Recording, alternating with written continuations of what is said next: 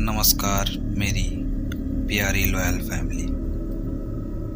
आशा करता हूँ आप सब बहुत अच्छे होंगे और कहानियाँ अच्छे से सुन रहे होंगे। तो आज की कहानी है उस खौफनाक रात की जिसे सुनने के बाद आपको असली मंजर का अनुभव होगा। आप सब में से हर किसी के साथ कभी न कभी कोई न कोई खौफनाक रातें जरूर गुजरी होंगी। तो आइए इस कहानी को हम शुरू करते हैं। कहानी को सुनने से पहले आप हेडफोन लगाकर एक एकांत जगह पर अपने आप को समेट कर बैठ जाइए।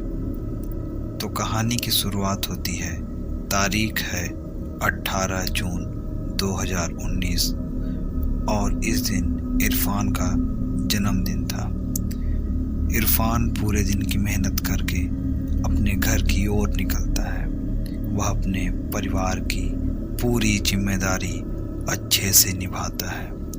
ऑटो रिक्शा पूरे दिन चलाने के बाद वह थक जाता है, लेकिन वह इसके बावजूद बेहद खुश होता है।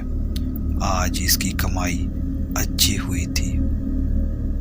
वह सोचता है कि घर पहुंचते हुए वह रास्ते से कुछ खाने के लिए ले चलेगा ताकि उसके दोनों बच्चे और पूरा परिवार को खुशी मिले। इरफान अपने परिवार से बेहद प्रेम करता है। वह हर दिन अपने समय से ज़्यादा वक्त ऑटो रिक्शा चलाता था ताकि किसी भी दिन उसके परिवार वालों को किसी के सामने हाथ फैलाने न पड़े। आज इरफान को बहुत फ़ोन आ रहे थे। यहाँ सब फ़ोन उसके घर से ही आ रहे थे। इरफान के बच्चे उसे फ़ोन करके जल्दी आने को कहते क्योंकि वह अपने पापा के साथ उनका जन्मदिन मनाना चाहते थे। इरफान के बच्चे इरफान को लगातार 2 घंटे से फ़ोन कर रहे थे। इरफान उन्हें हर फ़ोन पर बार बार मना कर देता क्योंकि वह चाहता था कि थोड़ा सा धन और कमा ले ताकि शांति से वह अपने जन्मदिन को मना सके। रात के 11 बज रहे थे। इस वक्त गांव के लोग नींद की अवस्था में होते हैं। इरफान को अब कोई सवारी नहीं मिल रही थी। इरफान ने सोचा कि अब उसे शायद कोई अन्य ग्राहक नहीं मिलेगा। अब उसकी जेब में पूरे दिन के तकरीबन 1200 से 1300 की कमाई हो चुकी थी। अब वह अपने घर की ओर निकल रहा था। उसने अपने ओठों के दोनों कानों के बीच खींचा हुआ था। उसने अपने ओठों के दोनों कोनों को खींचा हुआ था। वह बेहद खुश था। वह रास्ते में ढाबे से कुछ खाना भी लेकर जाने को सोच रहा था। रात के वक्त होने के कारण वह अपनी तेज रफ्तार में ऑटो दौड़ा रहा था। यह रास्ता उसके घर की तरफ शॉर्टकट था। वह ऑटो को हवा से बात करवा रहा था। तभी अचानक एक ऐसी तेज रोशनी उसके आंख के सामने पड़ी और वो खुद को बचाने के लिए ऑटो के हैंडल को दूसरी ओर किया। अंधेरा होने के कारण उसे यह मालूम न चला कि उसका रास्ता अब बदल चुका है। वह जिस रास्ते पर था अब यह रास्ता अलग हो चुका है और यह रास्ते की एक खास बात थी। वह यह थी कि इस रास्ते से इरफान का गहरा संबंध रहा है। 20 साल पहले वह इसी रास्ते से गुजरा था। इरफान को उस रास्ते में घुसते ही अजीब सी ध्वनि सुनाई देती है। उसे अपना वही सफ़र फिर से याद आने लगता है। वह इसी दिन 20 साल पहले आया था। रास्ता बेहद सुनसान था। वह आगे जल्दी बढ़ रहा था। तभी अचानक से उसके ऑटो रिक्शा के सामने एक लड़की आ गई। लड़की की शक्ल देख इरफान बेहद घबरा गया।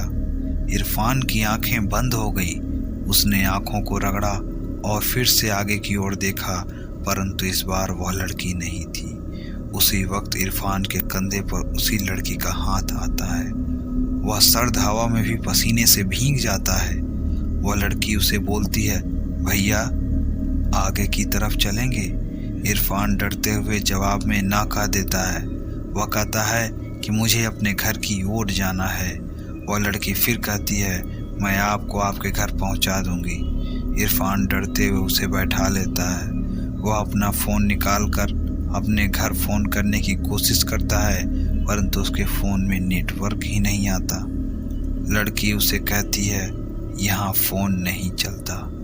इरफान उस वक्त हद से ज़्यादा घबरा जाता है जब उसे मालूम पड़ता है कि जो लड़की उसकी ऑटो में बैठी होती है, उसकी तस्वीर उसके आगे बने शीशे पर नहीं दिख रही होती। इरफान उस लड़की को देखने के लिए पीछे मुड़कर देखता है तो उसका ध्यान ऑटो से भटक जाता है और उसका ऑटो एक विशाल वृक्ष से टकरा जाता है और इसमें इरफान की मौत हो जाती है।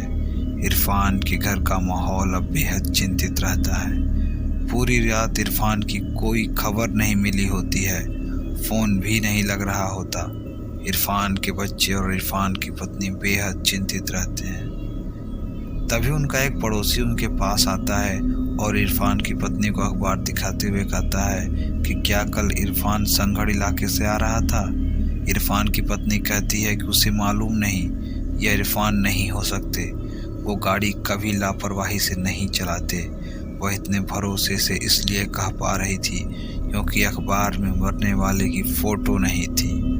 इरफान के घर के सामने अचानक से पुलिस की गाड़ी पहुंचती है। सभी घबरा जाते हैं। पुलिस के हाथ में एक तस्वीर होती है और यह तस्वीर इरफान की लाश की होती है। पुलिस इरफान की पत्नी से जब पूछता है तो उसकी पत्नी कहती है, जी साहब, यह मेरे पति हैं। इरफान की पत्नी इरफान को मृत शरीर देखकर खुद को रोक नहीं पाती और उसके आंसू बहने लगते हैं। बच्चे भी बेहद ज़्यादा रो रहे होते हैं।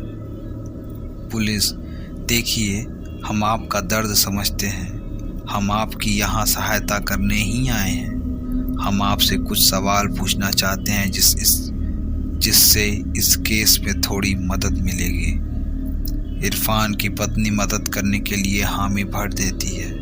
पुलिस, इरफान ऑटो रिक्शा कब से चला रहा था? इरफान की पत्नी जवाब देती है, जी आज तकरीबन 20 साल हो गए। आज ही अपने जन्मदिन के दिन इन्होंने ऑटो चलाना शुरू किया था। पुलिस बोलती है, अच्छा, यह ऑटो उसके खुद का है? इरफान की पत्नी बोलती है, जी, शादी के कुछ महीने बाद इन्होंने ऑटो के नाम पर करवा लिया था। इससे पहले यह ऑटो इनके चचा जान का था।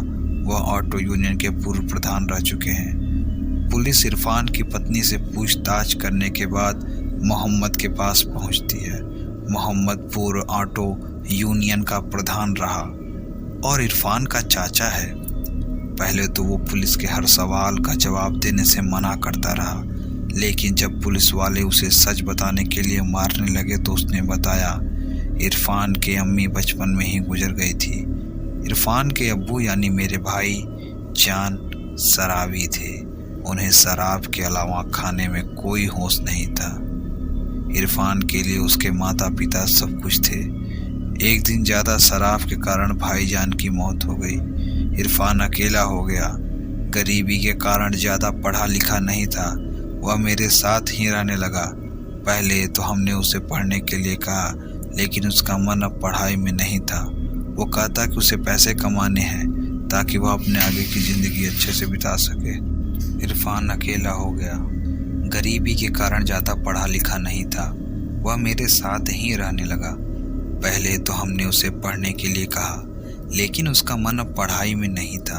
वो कहता कि उसे पैसे कमाने हैं ताकि वह अपने आगे की ज़िंदगी अच्छे से बिता सके। इरफान के जन्मदिन के दिन ही हमने उसको ऑटो लिया और उसे भेंट कर दी। ऑटो पाकर वो बेहद खुश था। ऑटो चालक के रूप में वह उसका पहला दिन था। मैं भी उसके साथ गया था। यह सुनकर पुलिस वाला हैरान हो जाता है। पुलिस बीच में रोकता है और पूछता है कि तुमने तो कहा था कि इरफान उस वक्त अकेला था। झूठ कहा था मैंने। इरफान का जन्मदिन था तो उसके लिए संघर्ष से एक शराब की बोतल और साथ में कुछ चखने में भुजिया ली। यह रास्ता हर वक्त सुनसान ही रहता है। उस वक्त रात के 10:15 हो रहे थे। हमारे ऑटो को एक लड़की ने रोका। वह बेहद खूबसूरत थी दिखने में, छोटे कपड़े पहने हुए थे, अपने घर जाना चाहती थी। लेकिन मैंने और इरफान ने काफ़ी शराब पी हुई थी। इरफान नशे में बेकाबू हो गया और उसने उस लड़की का रेप करने लगा। वह चीख भी रही थी, लेकिन उसके सुनने वाला उस जगह पर कोई भी नहीं था। यह सुनते ही पुलिस वाला आगे के केस को समझ गया। उसने उस लड़की के केस को फिर से खोला और मोहम्मद को फांसी की सज़ा मिली। इरफान की सज़ा तो खुद वह लड़की ही उसे दे चुकी थी। उम्मीद है आपको यह कहानी बहुत ही अच्छी लगी होगी, तो ज़्यादा से ज़्यादा इस कहानी को शेयर करिए। और अगर आप इस लॉयल फैमिली का हिस्सा नहीं हैं तो प्लीज़ चैनल को सब्सक्राइब और वीडियो को लाइक करिए। मिलते हैं अगले वीडियो में एक नई कहानी और एक नए रोमांच के साथ।